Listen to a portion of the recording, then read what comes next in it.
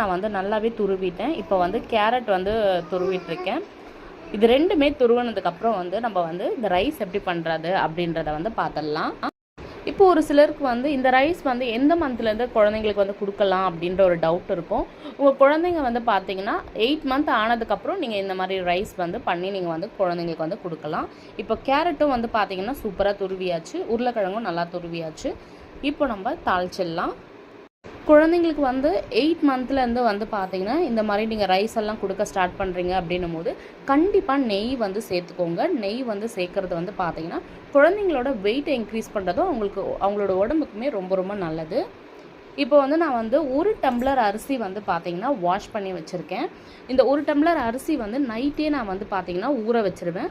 நல்லா வந்து வாஷ் பண்ணிவிட்டு கொஞ்சம் தண்ணி ஊற்றி நான் நைட்டே வந்து ஊற வச்சுருங்க. நம்ம மார்னிங் எழுந்து குழந்தைங்களுக்கு வந்து சாப்பாடு வந்து செய்யும் போது வந்து பார்த்தீங்கன்னா அந்த